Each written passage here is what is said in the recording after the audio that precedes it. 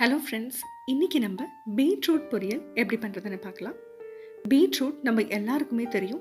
இது root vegetable, அதாவது பூமிக்கு அடியில் விளையிறது. பொதுவாகவே பீட்ரூட்னு சொன்னோன்னே நம்ம எல்லாத்துக்கும் ரத்த வர்த்திக்கு ரொம்ப நல்லது, பிளட் பியூரிஃபிகேஷனுக்கு இது ரொம்ப நல்லதுன்றது தான் ஞாபகத்துக்கு வரும். அதையும் தவிர பீட்ரூட்டில் நிறைய ஹெல்த் பெனிஃபிட்ஸ் இருக்குங்க. இப்போ இது பார்த்தீங்கன்னா ரெயின்போ பீட்ஸ் அப்படின்னு சொல்கிறாங்க. ஸோ இந்த மாதிரி பீட்ஸில் நிறைய கலர்ஸும் இருக்கு. இப்போ நம்ம ரெசிபிக்கு போகலாம். இந்த ரெசிபிக்கு நான் 2 மீடியம் சைஸ் பீட்ரூட் தோல் ஸ்க்ரேப் பண்ணி எடுத்து வச்சிருக்கேன். சின்னவங்கலேருந்து பெரியவங்க வரைக்கும் ரொம்ப ஆசையாக பீட்ரூட் சாப்பிட்றதுக்கு நம்ம க்யூப்ஸாக கட் பண்ணாமல் பீட்ரூட்டை ஸ்க்ரேப் பண்ணி எடுத்துக்க போகிறோம். இந்த மாதிரி பெரிய கண்ணில் ஸ்க்ரேப் பண்ணி எடுத்துட்டோம் அப்படின்னா பீட்ரூட் ரொம்ப சாஃப்டாக குக் ஆகி அதே சமயத்தில் சாப்பிடும் போதும் ரொம்ப ருசியாக இருக்கும். இப்போ ஒரு பேனில் எண்ணெய் சூடு பண்ணிக்கலாம். எண்ணெய் சூடானதுக்கு அப்புறமேட்டு கடுகு ஆட் பண்ணிடலாம். கடுகு நல்லா பொரிஞ்சதுக்கப்புறம் 2 வரமிளகா ஆட் பண்ணிடலாம்.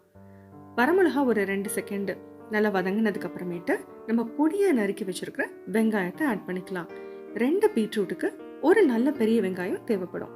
வெங்காயம் நல்லா வதங்கி இந்த மாதிரி பொன்னிறம் ஆகட்டும். அதுக்கப்புறமேட்டு நம்ம ஸ்க்ராப் பண்ணி வச்சிருக்கிற பீட்ரூட்டை இதில் ஆட் பண்ணிடலாங்க. இதில் கொஞ்சம் கூட தண்ணி ஆட் பண்ணவே தேவையில்லை. நல்ல மீடியம் ஃப்ளேமில் வச்சு அடிக்கடி நல்லா கிளறி விட்டு குக் பண்ண வேண்டியது தான். இதை மூடி போட்டு நம்ம குக் பண்ணோன்னா இன்னும் சீக்கிரமாகவே குக் ஆகும். இப்போ பார்த்தீங்கன்னா நம்ம பீட்ரூட் ஆட் பண்ணதை விட கண்டென்ட் நல்லா ரெடியூஸ் ஆகி குறைஞ்சிருக்கு. இந்த டைமில் நம்ம சால்ட் ஆட் பண்ணணும். அப்போ தான் கரெக்டான அளவு சால்ட்டு நம்மளால் ஆட் பண்ண முடியும். அவ்வளவே தாங்க. சிம்மில் வச்சு உங்களுக்கு தேவையான கன்சிஸ்டன்சி, அதாவது ட்ரைனஸ் வர அளவுக்கு இதை குக் பண்ணிடுங்க.